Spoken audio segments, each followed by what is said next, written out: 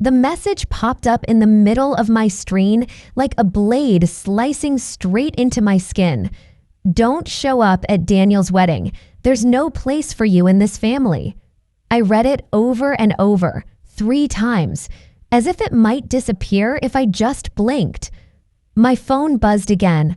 For a split second, I hoped it was a good morning text from Noah. It wasn't. It was Dad, but I knew Mom was sitting right next to him, silently nodding the way she always had for the past 32 years. My name is Emily Pierce, 32, a commercial lawyer in New York City, the only daughter of the Pierce family, founders of Pierce & Son Real Estate, famous for their For the Children charity galas that were really just a slick way to launder money and buy more votes.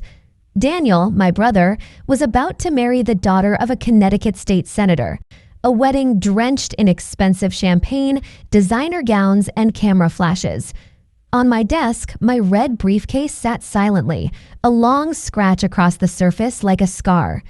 Mom gave it to me when I got into Yale Law, whispering, "Remember to keep your posture on that stage." Underneath the R&M case files, there was a loan guarantee, $2 million I had signed for, my hands shaking during one of those endless family parties. Dad had rested his hand on my shoulder, leaning in close. Family comes first. If you want to stay chosen, you stay loyal. I bit my lip. Signed. That paper lived in my briefcase ever since, a tiny thorn pricking me every time I opened it. Today, I was about to walk into the biggest case of my career, the lawsuit against R&M Corporation, a company that once did business with Pierce & Son. R&M had embezzled wage funds, pushing hundreds of workers to the brink. If I won, I wouldn't just restore justice for those forgotten souls, I'd become the youngest partner in Miller & Brown. But of course, Dad chose today to send that message. He knew. He always knew exactly when I was weakest. I stood up, knocking my coffee onto the marble floor. The drops hit the ground like a ticking clock, counting down each heartbeat. Outside the window, New York roared on. Red buses, sirens, office workers balancing wobbly takeaway cups. A city that wouldn't care if I lost my entire family today. Noah texted, "Did you eat? Don't forget your speech. I believe in you." God, I wished I was sitting in his little Brooklyn classroom, listening to kids babble about poetry homework, instead of standing here wrapped in a lawyer's armor. Noah always told me, "You don't need anyone to choose you. You choose yourself." But since I was a kid, I was drilled to believe my worth lived in my father's eyes. Now, he had decided. I texted Noah back, "I'm okay. I'll say everything today." Kelsey poked her head in, eyes wide with worry. "Emily, we start in 10. I nodded. My fingers traced the faded sticker on my red briefcase. Dream big or go home. Dream big or go home. But home had always been a Connecticut mansion filled with priceless paintings and glass walls, a place that never actually had room for me. As I got ready to step out, my hand brushed against that loan guarantee. Today, I wasn't just fighting R&M. I was starting to realize maybe I was fighting my own family. I thought back to those air selection games every summer, games Daniel always won, while I stood on the sidelines labeled the weak little lawyer girl. I smirked. Weak? No. The phone buzzed again. Daniel calling. I didn't pick up. I looked in the mirror, adjusting my tie. The fine lines around my eyes. My gaze hardened, like the face I showed a jury. "Hi, I'm Emily Pierce," I whispered to my reflection. "I'm no one's pawn anymore." The pounding footsteps outside, phones ringing, the sharp smell of freshly printed paper, it all twisted into this manic symphony. I took a deep breath, pulled open the conference room door. And at that exact moment, one single question carved itself into my mind. Why was Dad so afraid of me that he had to push me out, today of all days? One step, one breath. The storm had begun. The smell of wet grass always made me sick to my stomach. Every summer in Connecticut, the Pierce Mansion turned into a playground for the powerful. Senators, bank executives, all smiling over wine glasses while their eyes scanned each other like hungry radars. Every year, Dad hosted his infamous Choose the Air game, a secret contest all the kids of his guests were forced to play, but really, it was always Daniel's stage. Daniel, my brother, born with that perfect smile, that upright stance, those smoky eyes that made people want to believe him. Me, skinny, terrified of small talk, scribbling poetry in the garden corner, more obsessed with law books than gala dinners. Mom never forgot to tug at my shoulders in front of the mirror. Keep your back straight, Emily. Don't let them see you as a stray cat. The game took place on the lawn by Candlewood Lake. Everyone in white, holding up mimosas, fake clapping when Daniel pitched his mock business plans or glided past the other kids with that sly half smile. And me, 16 years old, wearing that pink satin dress Mom picked out, forced to give a speech on the values of the Pierce family. I stood there, hands trembling, sweat sliding down my spine. Through the sea of eyes, I saw Dad, arms folded, waiting for me to slip. I stammered, "The Pierce family is where everyone is loved." Laughter exploded from Daniel's friend group, slapping me like cold water. That night, I ran into the woods behind the mansion. The wind carried damp wood and cicadas screeching in the dark. I collapsed, pulled out my poetry notebook, and wrote, "Home isn't where you're chosen. Home is where you're forced to win." That was the first time I heard Dad on the phone. I hid behind an old maple tree. Daniel must win at all costs. If he fails, we lose shareholder trust. Emily, she's just there to make us look compassionate, nothing more. I bit my lips so hard it bled. But I never told anyone. I poured it all into my poems. That year, I started studying law. I thought understanding the law would protect me, but deep down, I just wanted him to praise me. Just once. After that, every time I went back to Connecticut, I played the perfect daughter role. Sleek black dresses, standing next to Daniel for magazine shoots, politely laughing when asked, "So, when are you getting married?" Mom would grip my hand before we stepped out to the reception. "Don't talk too much, Emily. Just smile and nod." I did exactly that. No one except Noah knew I kept a secret drawer full of handwritten poems under the floorboards in my tiny New York apartment. No one knew that each time I returned home, I downed a whole bottle of Pinot Noir and sobbed until I hiccuped, alone in that cramped little space. Daniel, the golden child, the brilliant heir, about to marry a senator's daughter. And me, the stubborn lawyer, not soft enough to be a media pawn. But Dad still kept me under his thumb. That $2 million loan guarantee from 3 years ago, just a golden noose. I still remember that summer, the applause echoing when Daniel unveiled his charity initiative with a multi-million-dollar budget, money siphoned from hidden funds.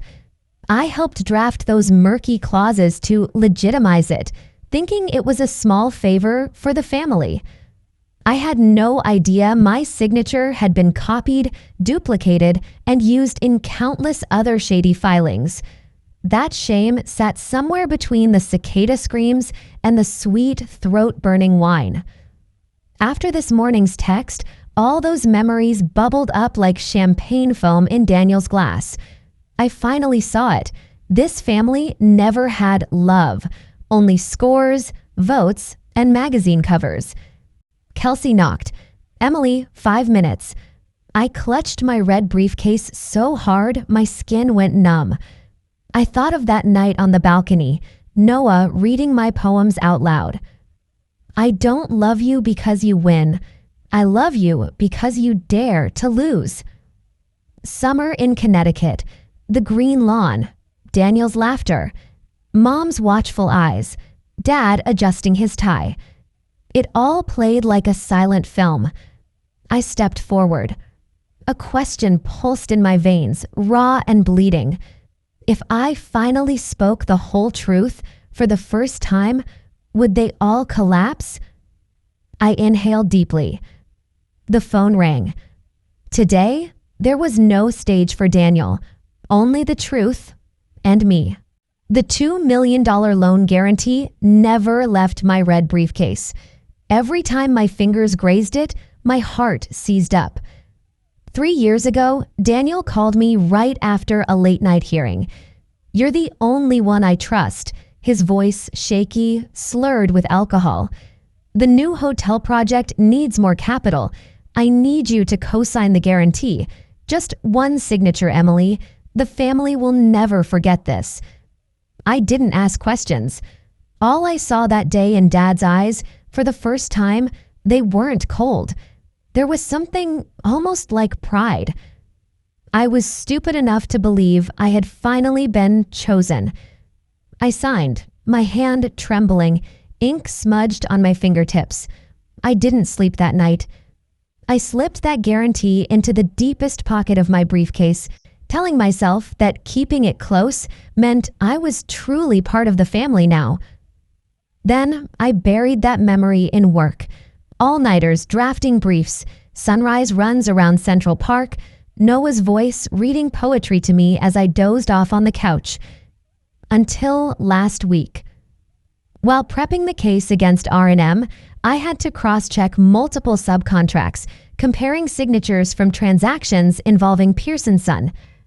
One rainy night, under the dim yellow glow of my desk lamp, I flipped past the 2021 financing agreement. My heart stopped.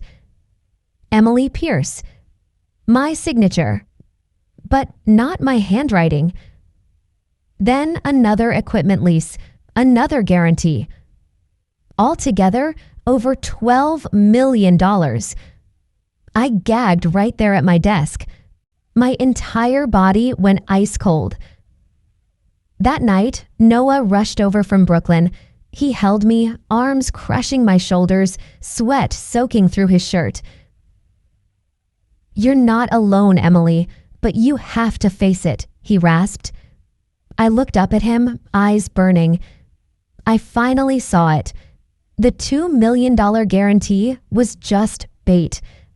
They needed my signature, my spotless lawyer's credibility, to open more shadowy credit doors. Once I signed that first paper, they could replicate everything. Suddenly, everything was blindingly clear, like harsh sunlight on the Catskills Ridge, the place I once dreamed of escaping to. The next morning, I arrived at Miller & Brown early, red briefcase in hand. I flipped through every page, analyzed every stroke of ink. The skills I'd honed to win lawsuits had become the scalpel dissecting my own life. I remembered the last time Dad looked at me, right after Daniel won the final round of Choose the Heir. He said, "You only know textbook law. You don't understand survival law." Now I understood. His survival law meant betrayal, forgery, and sacrifice. I met Jennifer, my personal attorney, that afternoon. She read through the files, took off her glasses, her eyes heavy. "Emily, if the banks discover this, you could be charged as an accomplice. But if you come forward, present proof of the forgeries, you'll be protected." I trembled. "My family will collapse," I whispered. Jennifer nodded, voice like steel. "Or you will." That night, I sat staring at the documents, tracing each line. My eyes landed on that faded sticker, "Dream big or go home." I laughed. Dream big or go home? But my home never had a door for me. Only a labyrinth of scams, wine glasses, and phony charity auctions. Noah came over, carrying a cold sandwich and 2 beers. I leaned into him, catching the faint scent of chalk dust on his wrist. "Tomorrow, I'll say it all. In front of R&M, in front of the public, in front of my family," I said. He just nodded, silently. For the first time, I saw tears pool in Noah's eyes. I was about to lose everything, my reputation, my last shreds of family, even my name.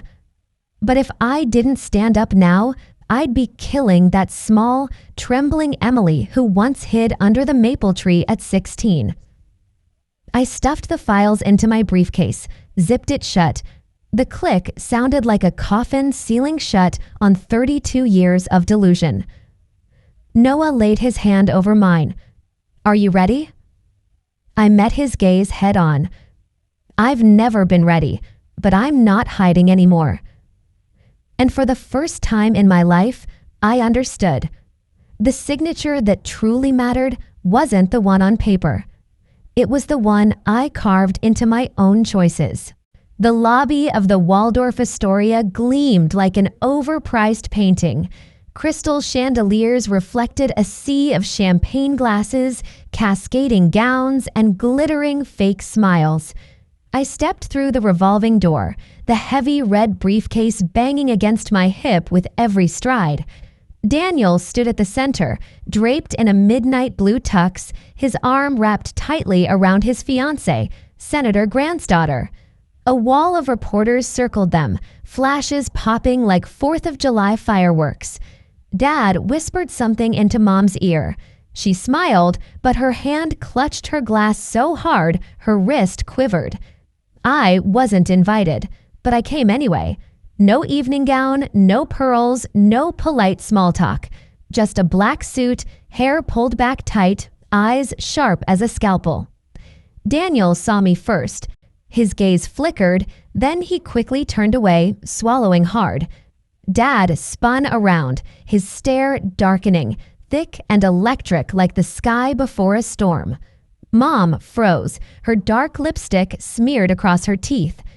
I walked straight to the center table and clapped my hands, 3 sharp beats. The noise shattered. "I need just a few minutes," I said. No one dared interrupt. I set the red briefcase on the table, unzipped it, and pulled out a stack of documents thicker than the Connecticut mansion walls. "I'm Emily Pierce," I announced, my voice echoing like church bells. "Corporate lawyer, daughter of the Pierce family, the same daughter who got a message this morning banning her from this wedding for lacking family value." Gasps erupted, a glass shattered, someone nearly screamed but swallowed it back. I held up the files.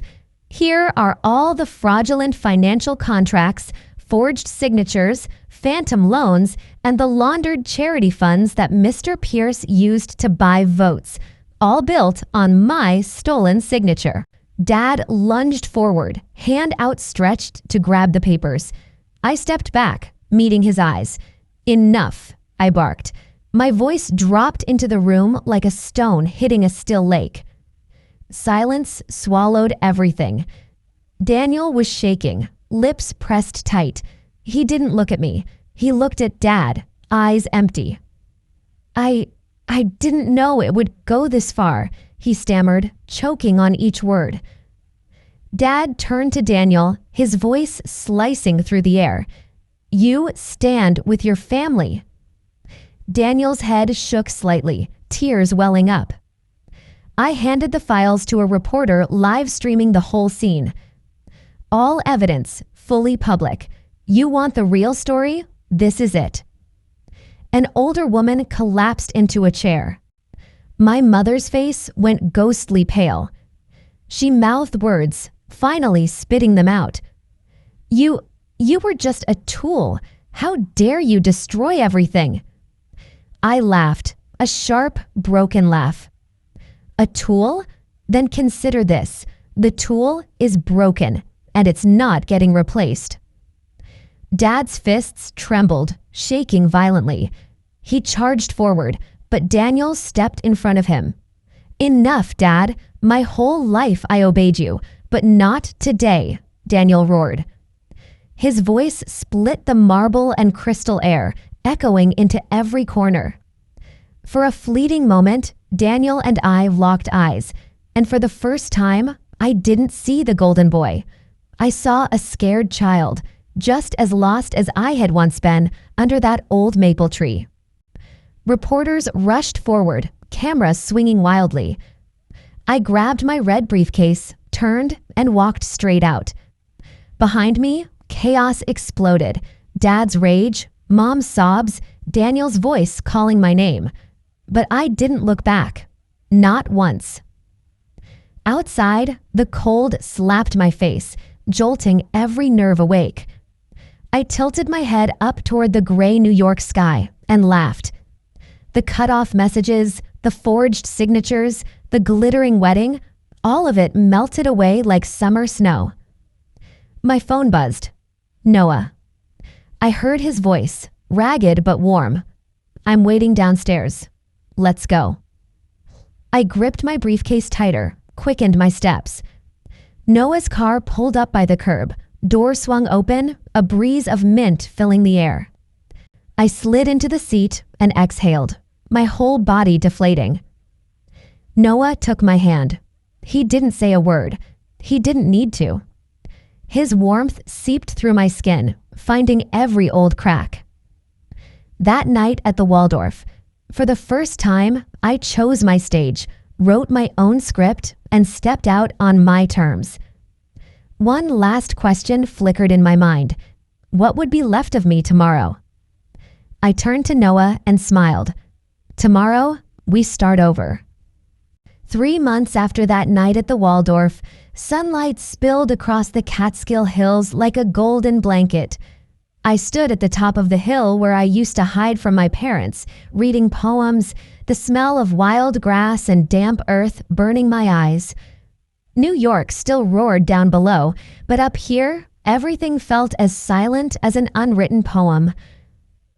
After that public reckoning, the Pearson Sun empire crumbled faster than a summer downpour. Headlines blared everywhere.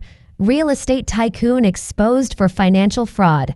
Forged signatures and a family's scripted collapse. Daniel disappeared from the media, retreating to a small farm in Vermont. Mom moved in with my aunt in New Haven, sending me a short email. You destroyed everything, but maybe we never really had everything to begin with. I didn't reply. I owed them no explanations anymore. Miller and Brown sent me an official letter. I had become the youngest partner in the firm's history. My new office overlooked the Hudson, bright and peaceful. My caseload filled up with lawsuits defending workers, victims of contract abuse. More importantly, I used a large part of my earnings to launch a foundation, Red Case Fund, supporting women and anyone manipulated financially. Named after the red briefcase, a silent witness to 32 years of pain. Noah still taught in Brooklyn, still smelled like chalk, still liked whispering my name softly at night. Yesterday, he brought me back here, to the hill where I used to dream of a real family. He knelt down, flipped open a ring box. A simple silver band, engraved inside, your choice. I broke down, sobs pouring out like floodwater behind a cracked dam. Are you sure? I whispered, my voice shaking. Noah smiled, his cold hand gripping mine tight. I'm not choosing for you. You choose. But I hope this time you choose yourself. I nodded, and I said, yes. Not because I needed a new family to replace the old one, but because I wanted to start a life I could finally sign my own name on. Today, standing on this hill, the wind whipping my hair back, I thought about it all. The wedding band message, the $2 million guarantee, the choose the air games, the pink satin dress, Dad's scolding after parties. All of it felt like one long string of punctuation marks. And today, I was writing my own ending. My phone buzzed. Daniel. I picked up. Hey. He hesitated. I'm in Vermont now. I'm learning to grow my own vegetables. And I've been reading your poems. You still keep them, right? I smiled softly. I do. Every single word. His voice went quiet. I'm sorry. I stayed silent too long. You don't owe me anything, but if you want, we can start over, as real siblings this time. Daniel sniffled. Goodbye, Emily. Goodbye, Daniel. I hung up, sunlight hitting my face, hot and sharp. Noah stood in the distance, waving, calling out, Hey, sandwich time! I laughed, a laugh that crashed like ocean waves, washing all the bitterness away. I touched the ring on my hand and whispered, Dream big or go home, right? But this time, there was no fake home waiting, only a real dream and me. If you're still here, maybe you've stood at the same crossroads. Choose your family to feel loved or choose yourself to feel free. I'm not here to tell you what to do, but one thing is certain, your worth isn't in a signature on some paper or in anyone's waiting eyes. Your worth is in that first time you dare to say yes to yourself. If someone in your contacts is trapped between control and freedom, send them this story. Maybe today will be the day they start writing their own new chapter.